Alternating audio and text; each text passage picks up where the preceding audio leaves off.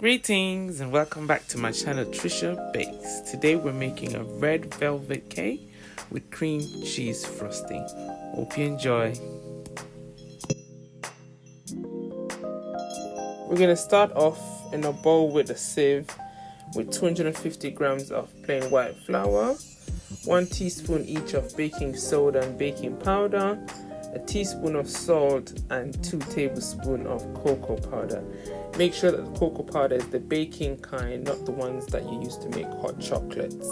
Ideally, if you didn't have a sieve, you could have added all the ingredients in a bowl and use a whisk to make sure any lumps are removed.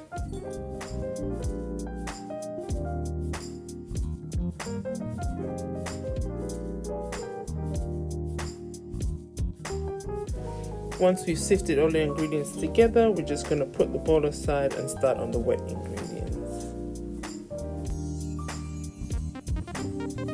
In a separate bowl, I'm adding 250 ml of vegetable oil. Could have used sunflower oil as well. And I'm also adding 375 grams of white granulated sugar. After giving everything a good mix, I'm going to add in 2 eggs.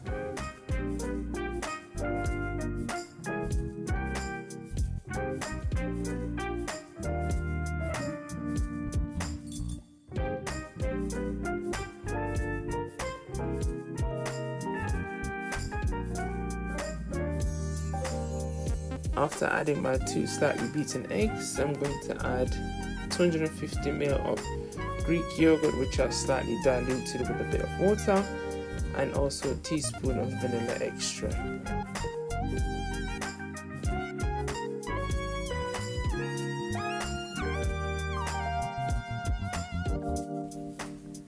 I'm using my favorite coloring paste. This is the only one I use.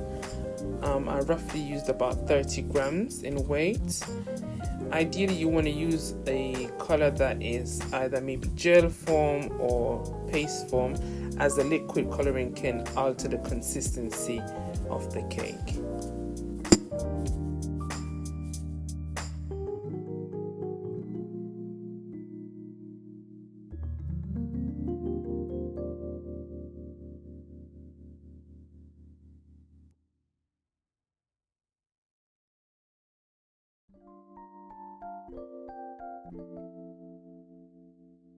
My final 2 ingredients are 1 teaspoon of white distilled vinegar and 125 ml of hot black coffee.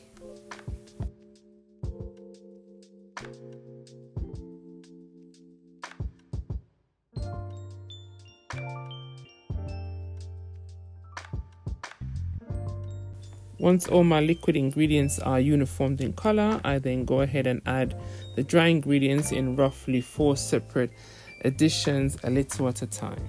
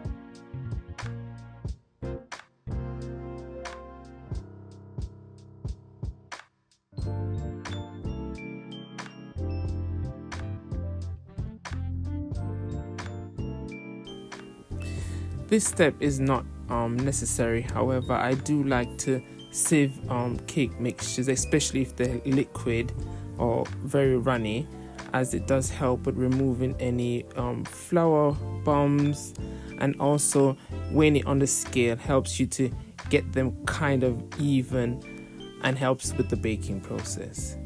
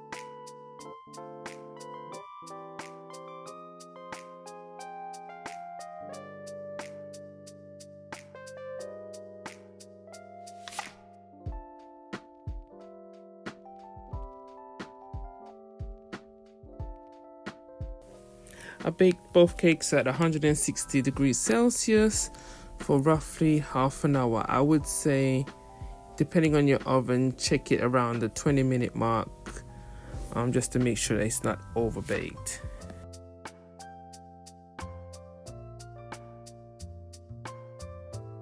After allowing the cake to cool for a while in their pan, I like to butter the cooling racks before turning the cakes out of the pan, as this helps with them not sticking, as these cakes are very, very moist.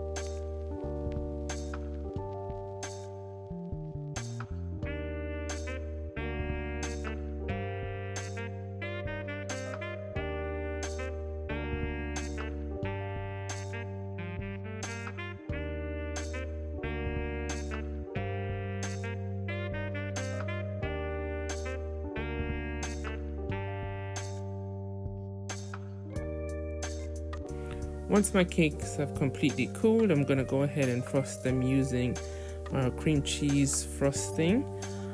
It's the same recipe that I use for the Red Velvet Cupcakes and the same one I've used in the Carrot and Walnut Cake. I'll go ahead and link the videos to both of those in the description box.